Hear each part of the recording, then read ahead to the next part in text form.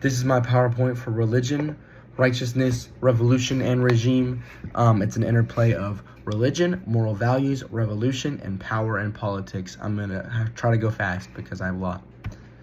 First, I like to start off with the Reformation.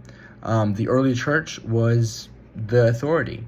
Religion helped shape obedience and what people should be doing. It was control. It was not good. And so basically Martin Luther was like, something's got to change. So he put up his 95 Theses on the door in 1517, showing that we got to do something different. So he started to question religion, and that questioning religion helped lead to morality. Next one. And then people were like, morality. So now we've questioned what is God stuff about. We'll keep it broad. What is God about? Okay, God's about this. Now we know it's good. We know it's good. Now we need change. So fast forward a long time to America. The Americans were like, they just became a nation a couple years ago, or literally this year, whatever. Well, whatever. They became a nation, and they're like, we want to be free, because in the Bible it says freedom is good. We want to be free. We want to have a good nation.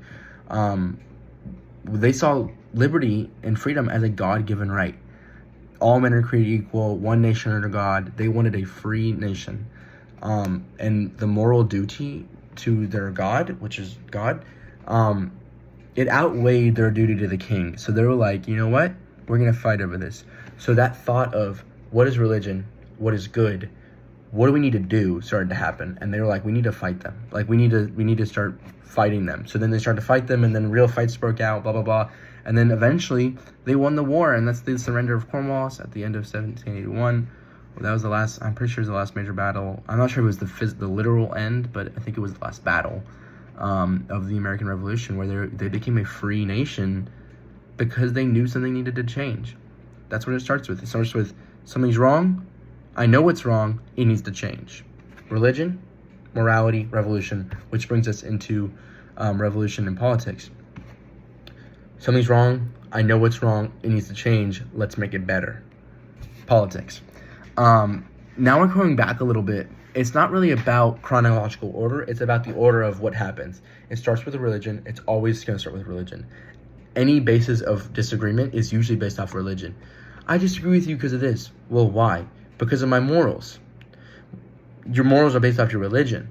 If you don't have a religion, that's why it's really confusing sometimes, because you are basing it off of something unconsciously, whether you know it or not, you are.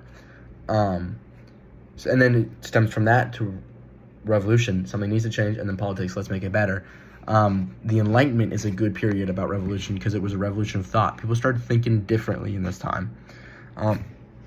People started suggesting democracy, and they started suggesting liberty and freedom, and what real authority is, and what the real church should be. And morality became more than just this religious thing. It became a widespread thing that people know and people practice. People wanted to be moral. You will rarely find a person that thinks they are in the wrong or that thinks they are wrong. Most people think they're a good person. And then that's one of the thinkers of that time period. He's French. He's a philosopher, Voltaire. He said a bunch of good stuff about freedom and freedom of speech and religion, and we should be able to worship who we want because we're people, blah, blah, blah. And that brings us to our first conclusion. Religion has not only provided us with purpose, but also a moral code that has helped us thrive for thousands of years. By my wording, it sounds like I think religion is not a real thing. We did not create religion. We created the format, but God has always been there. God created us. God has always been worthy of being worshipped, all that kind of stuff. And then religion stems to morality, which inspires people and helps people question what's going on. Why? Why is this happening? Why is this injustice happening? Why is this evil happening? Why is this good stuff happening to bad people? And then those stuffs led to revolutions, which helped to define what is really happening. What's happening with power? What's happening with politics? And then people are like, we got to be better. And then that stuff stemmed into politics, which people are like, we need to figure out what is right for us. We need to figure out what's right for our nation.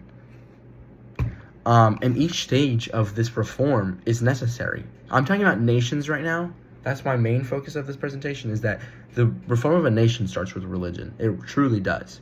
We are the best nation on earth because I honestly think because we came from a place of we want to be free to worship our God. We want to be free to live our lives. Religion is the center of it all. God is the center of it all. Enlightenment ideas still shape how we talk today about everything that is still talked about then. Like, you take Voltaire, you take, I don't remember any of the other guys' names, but you take all those thinkers and philosophers from the Enlightenment period, we're still talking about them today. We're still talking about Martin Luther, not just because he did something so insane, but because he was so smart, because he was like, something's got to be different. We still got to be thinking like that. I feel like a lot of people kind of turn their brains off. That stuff is still happening today. We're still doing stuff that should be questioned. Be the change you want to see. If you want the world to be different, if you want the world to operate different, operate different. Easy. That's my presentation. Thank you for watching.